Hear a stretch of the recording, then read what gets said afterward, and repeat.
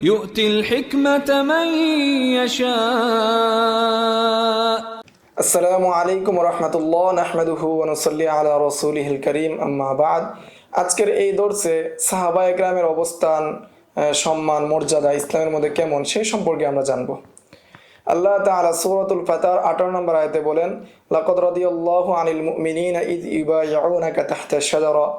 অনুরূপভাবে আল্লাহ তাআলা সূরাতুত তাওবার 100 নম্বর আয়াতে বলেন, ওয়াসাবিকুনাল আউওয়ালুনা মিনাল মুহাজিরিন ওয়াল আনসার। আল্লাহ তাআলা সূরাতুল আনফালের 64 নম্বর আয়াতে বলেন, ইয়া আইয়ুহান নাবিয়্যু হাসবুকাল্লাহু ওয়া মান ইত্তাবাআকা মিনাল মুমিনিন। সূরাতুল আনফালের 78 নম্বর আয়াতে বলেন, ওয়াল্লাযীনা হাজারু ওয়া জাহাদু ফি সাবিলিল্লাহ। অনুরূপভাবে আল্লাহ তাআলা সূরাতুল আনফালের 74 নম্বর আয়াতে বলেন, ওয়াল্লাযীনা আমানু ওয়া জাহাদু ফি সাবিলিল্লাহ। সূরাতুল হাদীদের 10 নম্বর আয়াতে বলেন, লা ইয়াস্তাউই মিনকুম মান আনফাকা ক্বাবলাল ফাতহি ওয়া ক্বাতালা উলাইকা আ'যামু দারাজাতান।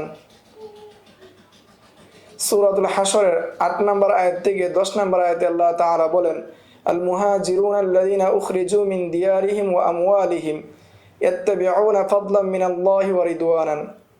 আবু সাঈদ খুদরি এবং আবু হুরায়রা রাদিয়াল্লাহু তাআলা আনহুমা থেকে বর্ণিত, তারা বলেন, রাসূল সাল্লাল্লাহু আলাইহি ওয়াসাল্লাম বলেছেন, লা তাসুব্বু আসহাবি ফাওয়াল্লাযী নাফসি বিয়াদিহি লাউ আন্না আহাদাকুম আনফাকা মিসলা উহুদিন যাহাবান মা বালাগা মুদ্দা আহাদিহিম ওয়ালা নাসীফাহু।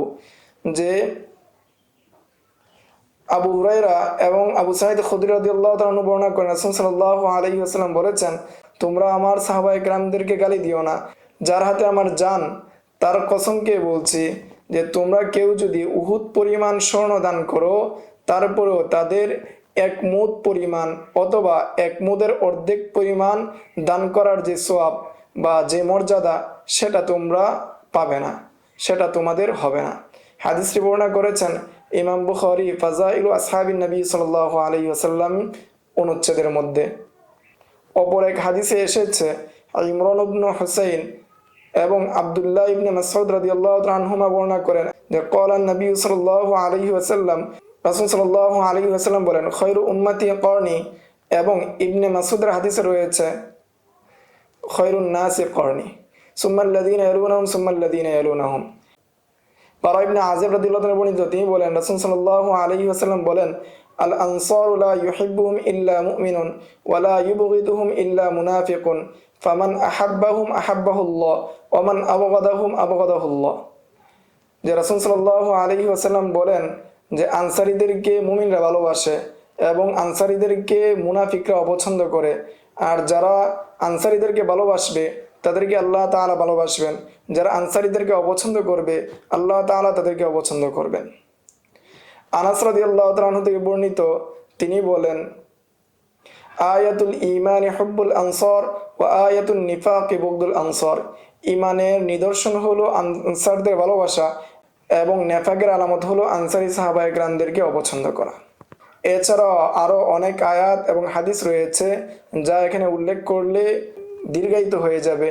এই সমস্ত আয়াত এবং হাদিসগুলো সাহাবায়ে কেরামের তাআদিলের উপর দালালত করে, তারা যে আদেল সেই বিষয়ের ক্ষেত্রে অকট্টতার প্রমাণ করে। ফলে দুনিয়ার কোনো মানুষের তাআদিল প্রয়োজন নেই, যে দুনিয়ার কোনো মানুষ তাদেরকে তাআদিল করলে, তাদেরকে আদেল বললে তারা আদেল হবেন, এটার প্রয়োজন নেই। কেননা রাসূল সাল্লাল্লাহু আলাইহি ওয়াসাল্লাম এবং আল্লাহ তাআলা স্বয়ং নিজেই তাদের তাআদিল করেছেন। অতএব দুনিয়ার কোনো মানুষের তাআদিলের তাদের প্রয়োজন নেই। এই ছিল সাহাবায়ে কেরামের মাকান সম্পর্কে, ইসলামের মধ্যে তাদের অবস্থান সম্পর্কে সংক্ষিপ্ত আলোচনা। আসসালামু আলাইকুম ওয়া রাহমাতুল্লাহ। ومن يؤت الحكمة فقد أوتي خيرا كثيرا وما يذكر إلا أولو